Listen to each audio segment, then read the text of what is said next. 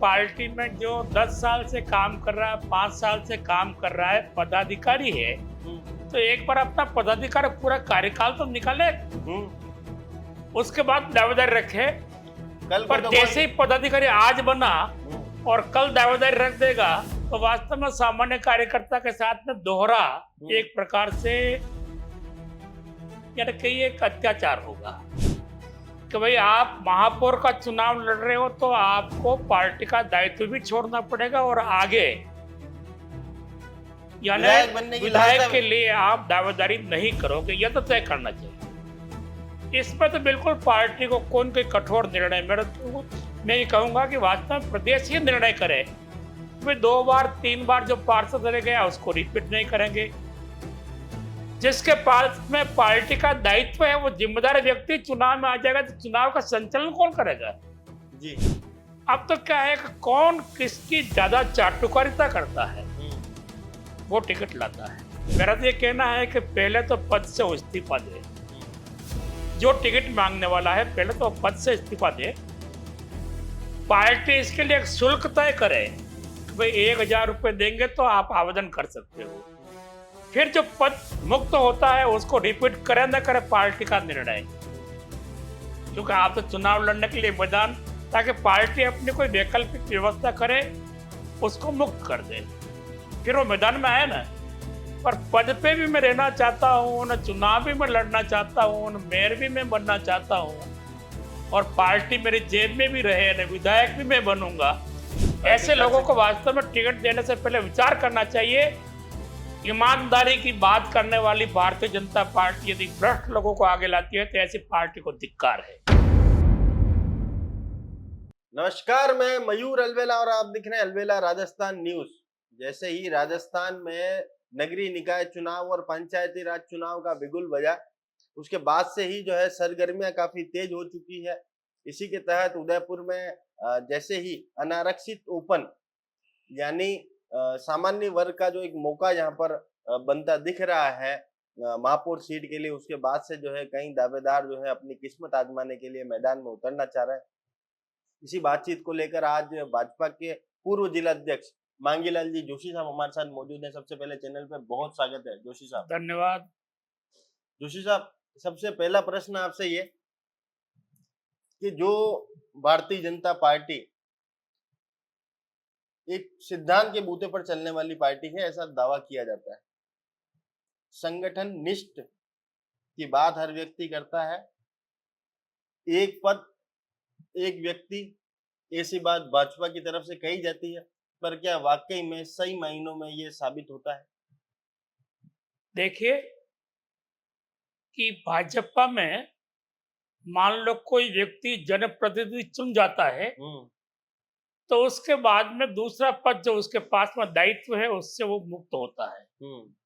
सामान्यतः ये परंपरा है और यहाँ चूंकि इस बार जनरल नगर निगम का मेयर का पद निकला है और इस कारण से कुछ पदाधिकारी जो पार्टी में काम कर रहे हैं उन लोगों ने दावेदारी इसलिए रखी है कि उनको अवसर मिल जाए तो वो पार्टी में चुना जाए और जनता की सेवा कर सके।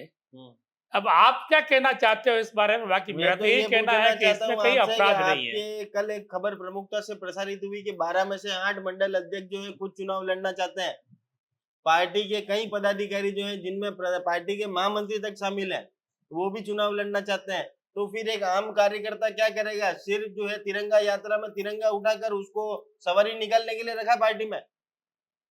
वैसे ये बात सही है कि कम से कम एक तय होना चाहिए कि पार्टी में जो 10 साल से काम कर रहा है, 5 साल से काम कर रहा है, पदाधिकारी है, तो एक बार अपना पदाधिकारी पूरा कार्यकाल तो निकाले, उसके बाद दावेदारी रखे।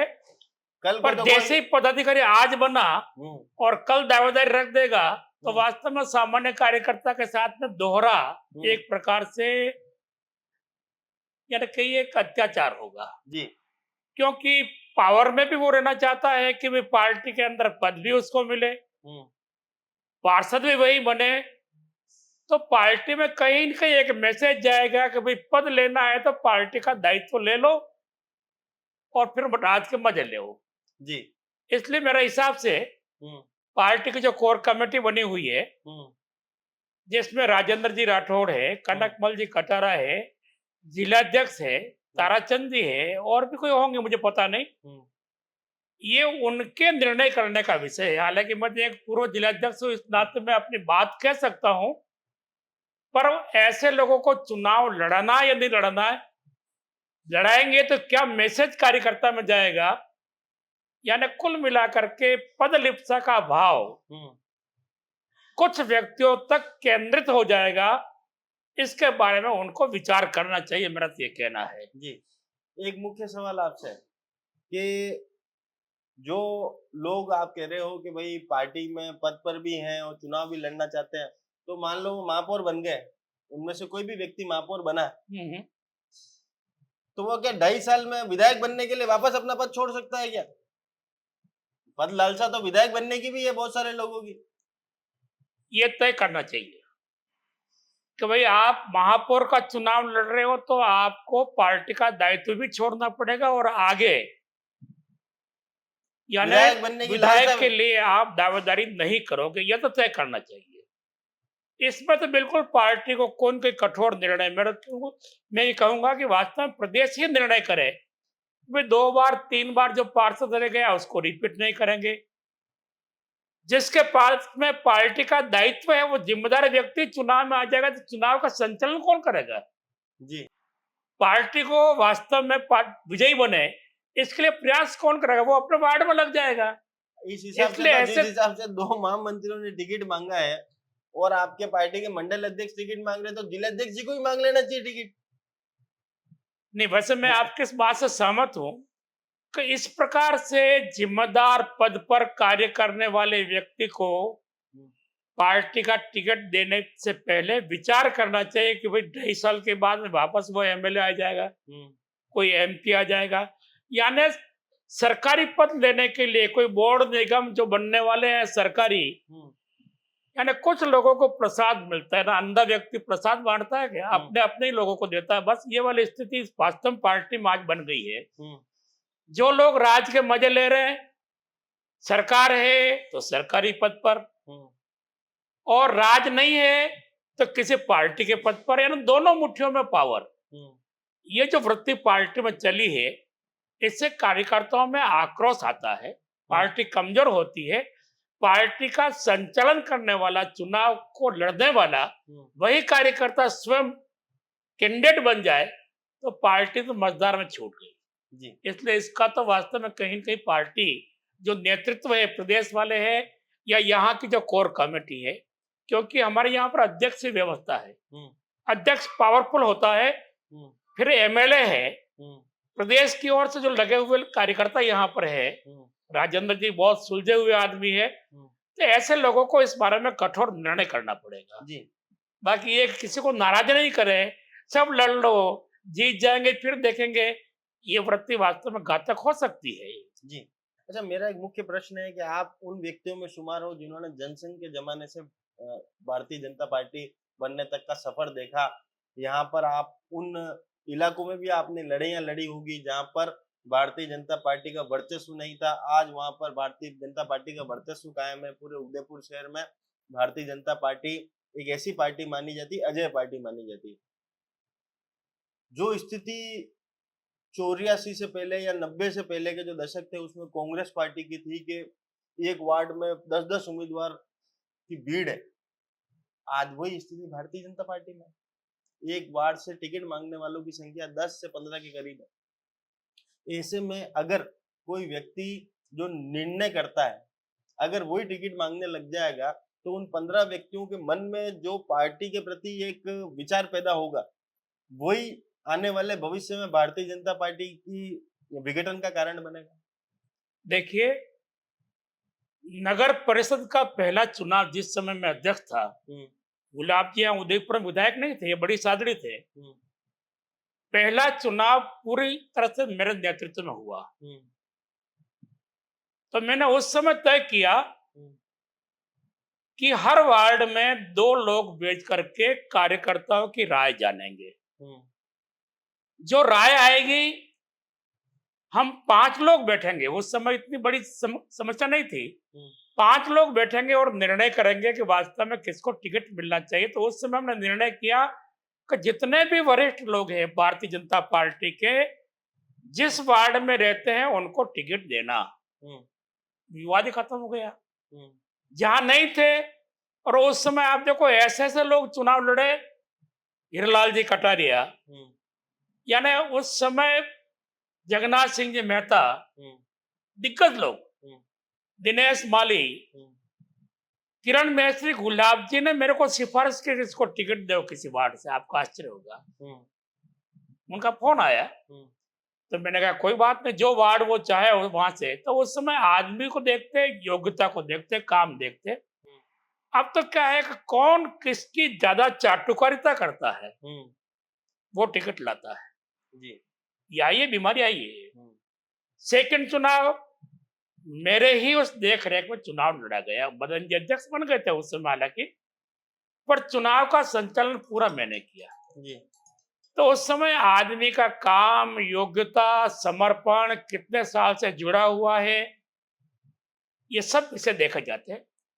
पर आजकल तो क्या है कि कौन बनेगा पार्टी का पदाधिकारी, वो मांगीलाल जोशी के निकट है, वो बनना चाहिए।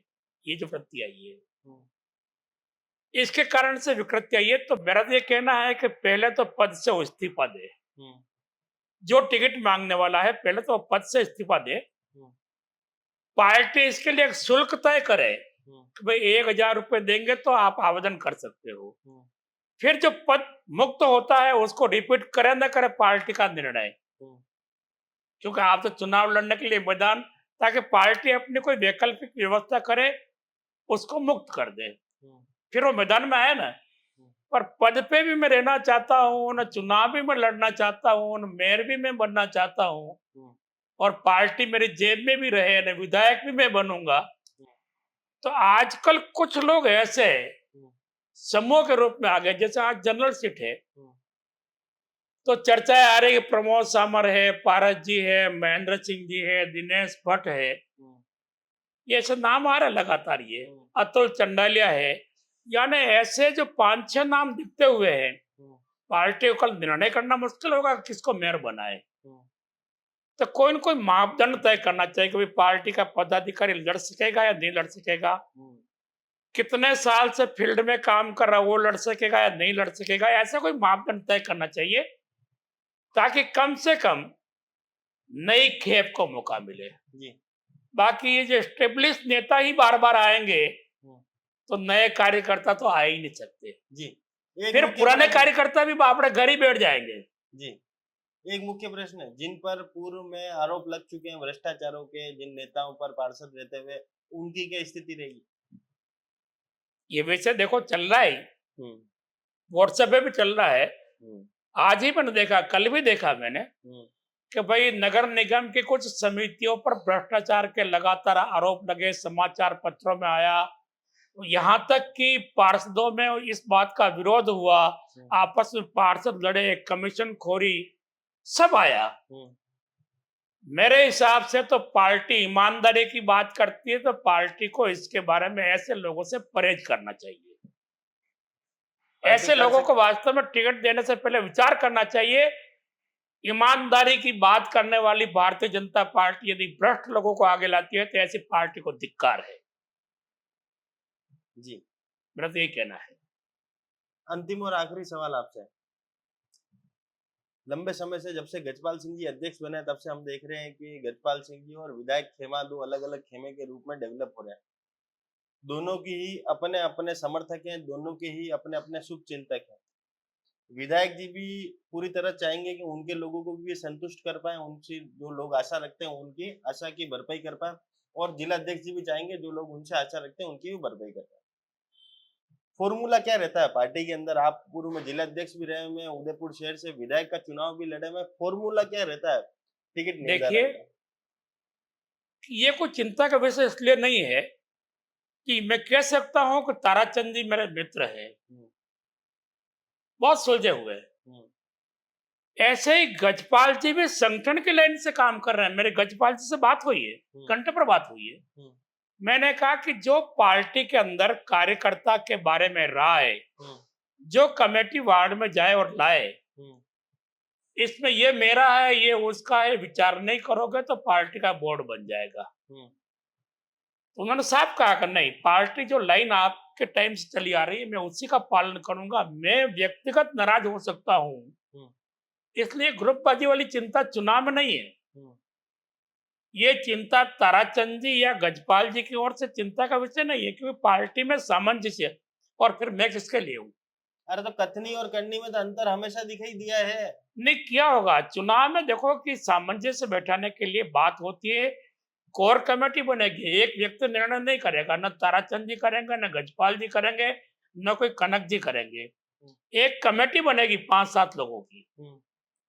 जो नाम नीचे से आएंगे, 2 या 3 का जो पैनल आएगा उसके बारे में जाति समीकरण, उस कार्यकर्ता की वार्ड में क्या स्थिति है, कितने समय से पार्टी का वो कार्य कर रहा है, तो उसमें कहीं क्राइटेरिया ये नहीं है कि ये गजपाल जी का आदमी है कि ये प्रमोद जी का आदमी है कि ताराचंद जी का आदमी है कि कनक जी का आदमी है।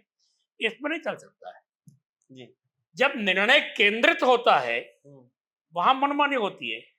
ये निर्णय पार्टी में केंद्रित नहीं होते हैं। मतलब मांगीलाल जी ये गारंटी लेते हैं कि दोनों की चलेगी, दोनों की चलेगी, दोनों की चलेगी, मिलजुल के काम होगा। ये मैं दावे से कह सकता हूं कि पार्टी में नगर निगम नगर परिषद में चुनाव गुलाब जी ने कुछ खोटे काम किए, ये मानते हो खोटे काम मानता हूं, पर उन्होंने भी इस परंपरा को बंद नहीं किया कि भाई वार्ड से जो नाम आए उस पैनल पर चिंता विचार करो जी। फिर उन्होंने 5-7 लोग अपने चहेतों को सारी बेईमानी करके काम किए, धंधे किए ये उन्होंने। पर इस बार चूंकि मैं भी इस कमेटी में रहने वाला हूं, क्योंकि पूर्व जिलाध्यक्ष से एक उसमें मापदंड तय है, मैं इतना कह सकता हूं किसी का मैं विरोध नहीं करूंगा, पर किसी का हक मारा जा रहा है तो उसके पक्ष में बोलूंगा, क्योंकि मेरा अपना कोई स्वार्थ नहीं है जी। कबीरा खड़ा बाजार में सबकी मांगे खेर, और ना काऊ से दोस्ती ना काऊ से देर।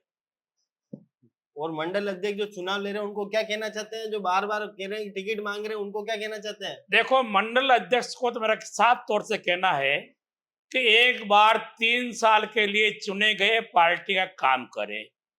कितना उनका इस जीवन में कार्यकाल में पार्टी में योगदान रहा है, उससे पुराने कार्यकर्ता है उनको मौका मिलना चाहिए, उनको संतोष करना चाहिए, बस यही कहना मेरा। चलिए, तो ये थे मांगीलाल जी जोशी साहब, जिन्होंने स्पष्ट तौर पर यहाँ पर कहा कि अगर पार्टी जो है पूर्व में भ्रष्टाचार के आरोप लगे व्यक्तियों को टिकट देती है तो धिक्कार है ऐसी पार्टी में। और साथ ही में इन्होंने स्पष्ट तौर पर कहा है कि अगर दोनों हाथ में लड्डू रखने वाले व्यक्ति अगर इस पार्टी में टिकट मांगते हैं तो काफी सोचने वाला विषय। एक आम कार्यकर्ता जो वर्षों से संगठन के लिए कार्य करता है उसे प्राथमिकता यहाँ पर मिलनी चाहिए। बहरहाल ये देखने वाला विषय है। और साथ ही में जो लंबे समय से भारतीय जनता पार्टी में गुटबाजी की खबरें आ रही थी उन पर भी पूर्णतः विराम लगाते हुए कहा है कि पार्टी चुनाव में आपको एक मत दिखेगी, उसकी गारंटी भी यहाँ पर मांगीलाल जी जोशी साहब ने दी है। अब ये देखना दिलचस्प होगा कि आखिर होता क्या है, किसे टिकट मिलता है, क्या जो मंडल अध्यक्ष और जो पार्टी के पदाधिकारी टिकट मांग रहे हैं क्या उन पर मोहर लगेगी,